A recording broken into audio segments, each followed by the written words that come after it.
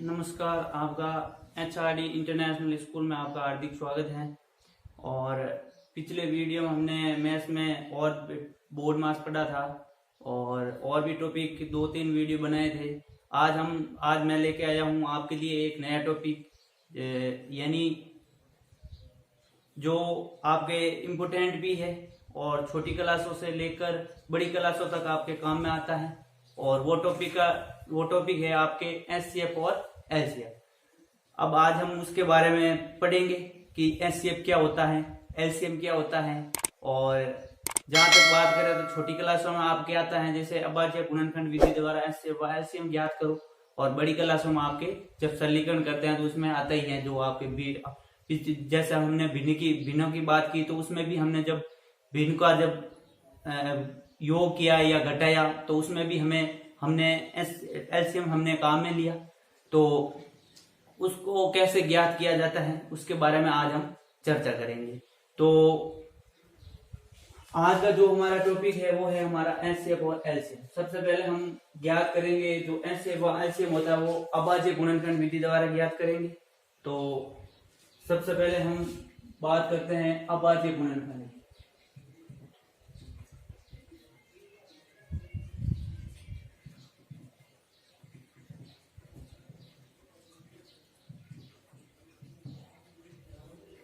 तो अभाज्य गुणन की अगर बात करें, गुणनखंड की बात करें तो सबसे पहले हमें पता होना चाहिए कि जो अभाज्य संख्या है वो क्या होती है, उसके बारे में हमें जानकारी प्राप्त होनी चाहिए। तो अभाज्य संख्या क्या होती है? अगर अभाज्य संख्या की बात करें तो ऐसी संख्याएं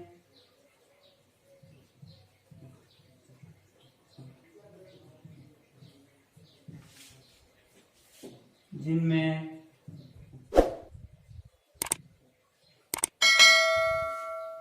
एक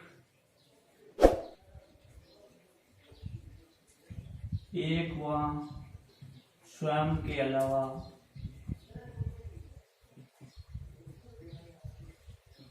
अलावा अन्य संख्या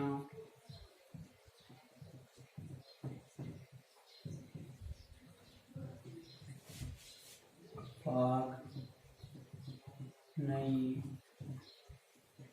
जाता हो। जैसे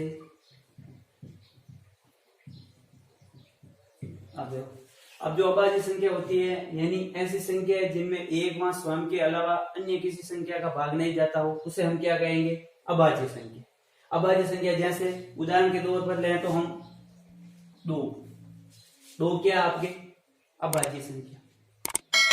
कैसे कि दो में एक का भाग जाता है और दो का ही जाता है, इनके अलावा और किसी संख्या का भाग नहीं जाता। जैसे दो में 3 का भाग नहीं जाता, और भी संख्या जिनका दो में भाग नहीं जाता। तो दो है वो क्या हो गई हमारी अभाज्य संख्या।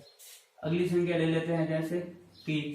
अब 3 में भी एक का भाग जाता है और 3 खुद का ही जाता है, इन अन्य संख्याओं का भाग नहीं जाता है। तो 3 भी क्या हो गई आपके अभाज्य संख्या।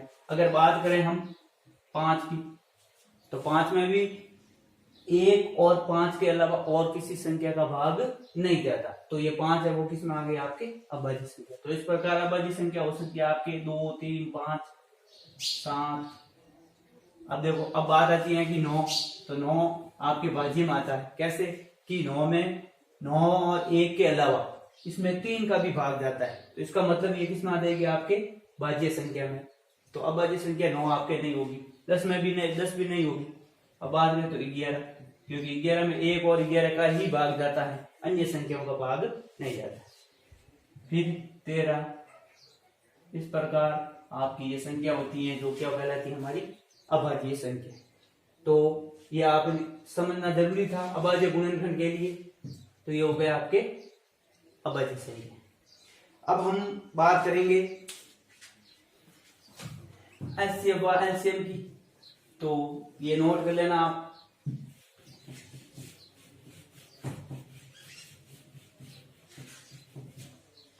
अब आपके एक होता है एचसीएफ और एक होता है एलसीएम, जिसको हिंदी में कहते हैं मसपा और लसपा।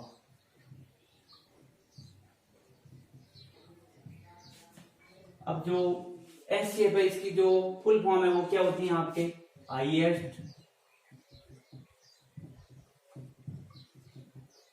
Common factor.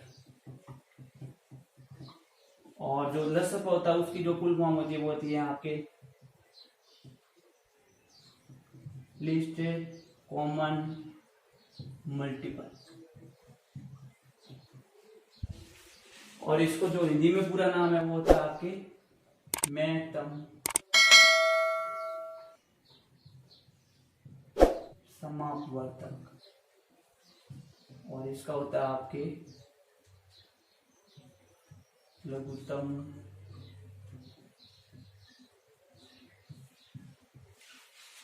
तो ये होती है आपके एचसीएफ की फुल। अब हम बात करते हैं एक आपके जो शब्द आया वो आया कॉमन। तो हमें ये समझना होगा कि कॉमन का मतलब क्या है। एक आपके है कॉमन और एक है आपके फैक्टर। अब फैक्टर का मतलब किसी भी संख्या का क्या करना, फैक्टर को कह सकते हैं उसके गुणनखंड करते। जैसे मैं लिख दूं 4। अब 4 के हम गुणनखंड कैसे कर सकते हैं कि 4 को हम लिख सकते हैं 2 इंटू 2। तो ये जो कहलाएंगे ये हमारे क्या कहलाएंगे फैक्टर। और हिंदी में इसको क्या कहेंगे हम गुणनखंड। क्या कहेंगे गुणनखंड। तो 4 के हमने फैक्टर कर दी। और भी संख्या ले लो, जैसे मैंने ले ली 8 या ले लिया हमने 9। तो क्या होगी 9 को लिख सकते हैं 3 इंटू 3। तो ये क्या कहलाए हमारा गुणनखंड, यानी फैक्टर क्या बोलो या गुणनखंड बोलो। तो ये हो गया हमारा फैक्टर। दूसरी चीज इसमें आया हमारे पास कॉमन। कॉमन कब लिया जाता है, तो कॉमन जब दो या दो से अधिक संख्याएं हो तो उनमें से हम कॉमन ले सकते हैं। अब एक संख्या है तो उसमें से हम कॉमन ले नहीं सकते। तो इसके लिए जरूरी है कि संख्या हमारे पास न्यूनतम कितनी संख्या होनी चाहिए 2। अधिकतम कितनी भी हो सकती है लेकिन न्यूनतम कितनी होनी चाहिए 2 संख्याएं होनी चाहिए। जैसे मैं बात कर लूं 4 और 8। तो अब इन 2 संख्याओं के मध्य हमें ये भी कॉमन हम निकाल सकते हैं कि इन दोनों में कॉमन क्या चीज है, तो वो चीज हम निकाल सकते हैं। तो ये मतलब फैक्टर का मतलब तो हो गया हमारे पास कि इसके गुणनखंड करने छोटे छोटे। और कॉमन का मतलब कि दो संख्याओं के मध्य निकाला जाता है कॉमन। अब हम बात करेंगे संख्याएं लेके उदाहरण के द्वारा समझेंगे कि जो एचसीएफ व एलसीएम क्या होता है। अब ये नोट कर लेना आप।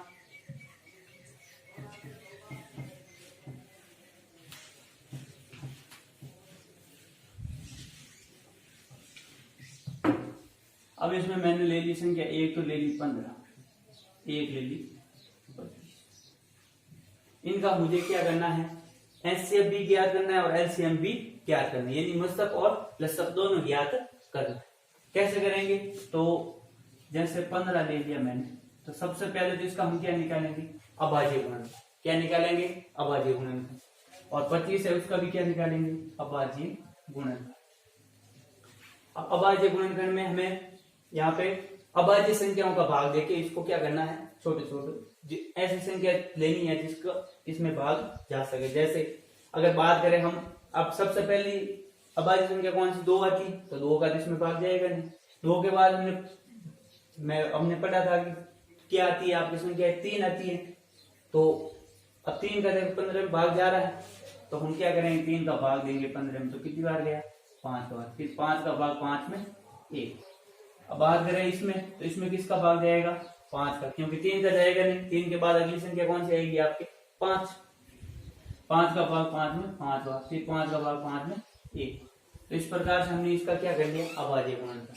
अब यदि बात करें तो 15 को हम क्या लिख सकते हैं 3 इंटू 5, और जो 25 है उसको हम लिख सकते हैं 5 इंटू 5। तो ये हो गए हमारा अभाज्य गुणनखंड। अब बात करते हैं एचसीएफ और एलसीएम। तो एचसीएफ में तो आपको ये ध्यान में रखना है, एक तो हमें क्या लेनी है, इसमें हमें लेना है कॉमन। इन दोनों में संख्याओं में कॉमन है उनको हमें यहाँ पे लेना है। या दूसरा तरीका ये, एक तरीका है कि कॉमन लेना है, दूसरा की न्यूनतम घात लेनी है और एलसीएम में लेनी है आपको अधिकतम घात। तो कैसे, जैसे मैं बात कर लूं कि 3, अब 3 15 के गुणनखंड में 3 है लेकिन 25 के गुणनखंड में 3 नहीं है, तो क्या ये कॉमन होगा? नहीं होगा, क्योंकि कॉमन का मतलब है ऐसी संख्या जो दोनों में हो, वो क्या कहलाती है? हमारी कॉमन कहलाती है। तो 3 खाली इसमें ही है, इसमें नहीं है, तो 3 तो हमारा कॉमन नहीं होगा। अब अगर बात करें 5, अब इसमें एक आ रहा है 5, लेकिन 5 तो इसमें भी आ रहा है, इसका मतलब 5 है तो कॉमन, लेकिन कितने, देखो अब इसमें 5 एक बार आ रहा है, इसमें 2 बार आ रहा है, तो कॉमन कितनी बार हुआ? इसमें भी एक बार और इसमें भी एक बार। या दूसरा मैंने बताया था न्यूनतम घात, यहाँ 5 की घात कितनी है? 2, यहाँ 5 की घात कितनी है? 1, तो हमें क्या लेनी है? न्यूनतम घात। तो ये हो गया आपकी 5। तो ये तो हो गया एलसीएम। अब बात करते हैं एलसीएम की। एलसीएम एक तो हमें बड़ी घात लेनी है, यानी 5 की घात थी 1, यहाँ पे 5 की घात है 2, तो यहाँ पे हम क्या लेंगे? 5 की घात 2 यानी 5 इंटू 5। अब शेष क्या बचा? 3, तो जो शेष संख्या बचती है उनको भी हम एलसीएम में शामिल करते हैं। तो ये हो गया आपकी 3। अब इसको गुणा कर लो, 5 का 5 हो गया, इसको 5 को 5 से किया 25, 25 को 3 से किया 75, तो ये आ गया आपके लसअप आ गया 75 और जो मसअप है वो आ गया आपकी 5। तो इस प्रकार से हमने एलसीएम और एलसीएम में ज्ञात करना है। एक और उदाहरण दोबारा समझते हैं।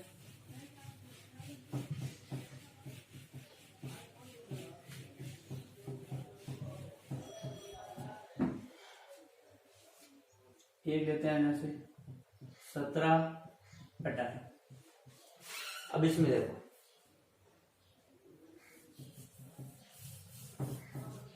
17 की हमें क्या करना है? अभाज्य गुणनखंड निकालना है और 18 का भी क्या करना है? अभाज्य गुणनखंड निकाल। अब 17 में आपके देखो, अगर बात करें अभाज्य गुणनखंड, तो 17 की एक अभाज्य संख्या है, तो इसका भाग या तो 1 से जाएगा या 17 का ही जाएगा। तो इसमें किसका जाएगा? आपकी 17 का भाग 17 में कितनी बार गया? 1 बार। तो ये तो हो गया इसका गुणनखंड। अब बात करें 18 की, तो 18 में 2 का भाग जा रहा है, कितनी बार गया? 9 बार। फिर आपके 3 का 3 बार, फिर 3 का 3 में 1 बार।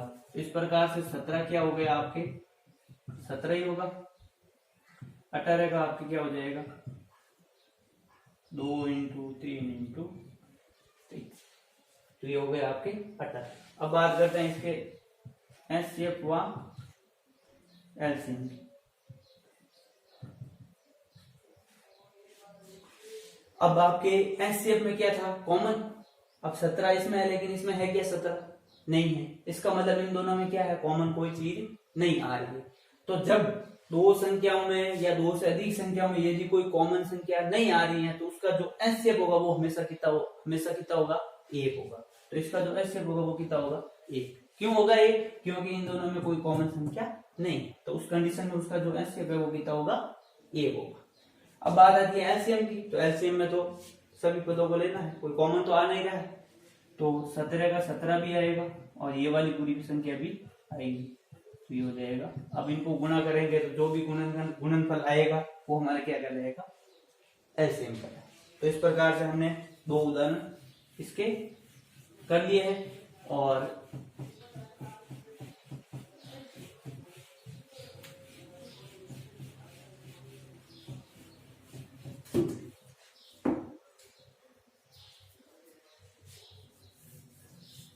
अब देखो और एक और उदाहरण समझ लेते हैं, जैसे 9 और 27। अगर इसकी बात करें तो इसके पहले क्या करो? गुणनखंड। तो गुणनखंड करेंगे कितना हो जाएगा? 3 का इसमें गया 3 बार, 3 का फिर 3 में 1 बार।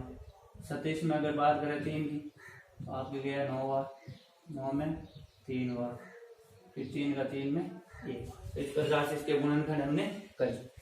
अब इनको क्या करना है? वापस 9 को लिख सकते हैं हम 3 इंटू 3, और 27 है उसको लिख सकते हैं हम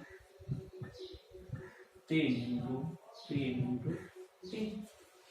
अब देखो ये हो गया आपके इसके। अब देखो एक तो है आपके एचसीएफ, ये है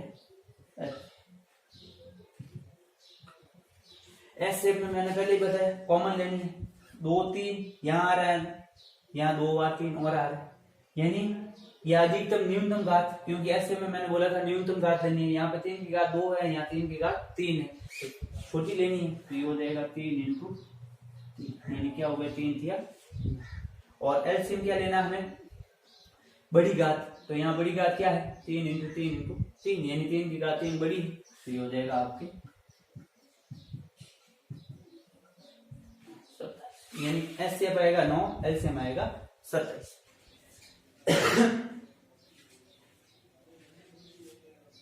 अब इसमें यदि एक और बात इसमें समझ रहा है ये है कि अगर देखते ही पता कैसे चले तो वो देखना है, तो कैसे देख सकते हैं कि एचसीएफ का मतलब होता है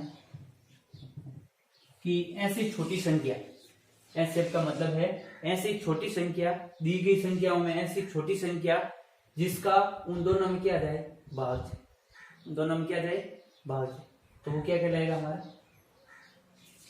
क्या कहलाएगा एचसीएफ।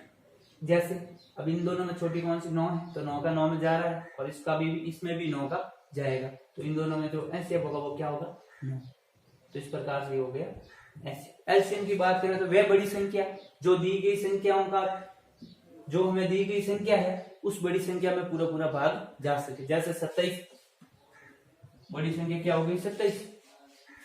अब इसमें इन जो दी गई संख्या उनका क्या जाना चाहिए, इसमें भाग जाना चाहिए। अब 27 का 27 के में भाग जा रहा है, और 9 का भी 27 में भाग जा रहा है, इसका मतलब जो 27 है वो हमारा क्या कहलाएगा लसअ।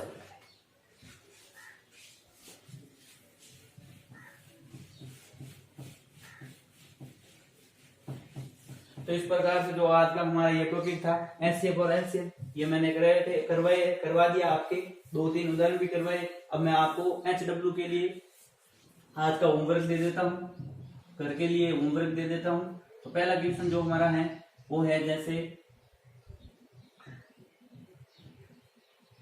दूसरा क्वेश्चन,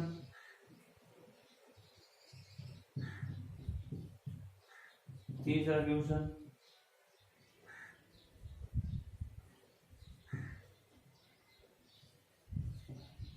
चौथा क्वेश्चन,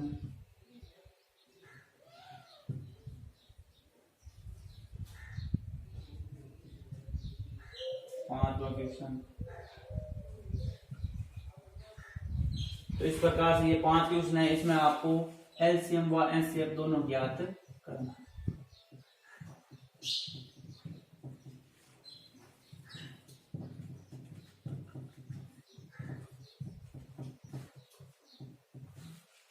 तो इस प्रकार से ये आपके आज के होमवर्क है जो आपको घर पे करने हैं, और वापस जो हमारे स्कूल की तरफ से जो व्हाट्सएप ग्रुप बना हुआ है उसमें आपको इन क्वेश्चनों के जो आंसर है वो उन ग्रुप में भेजने हैं, ताकि इनको वापस चेक किया जा सके।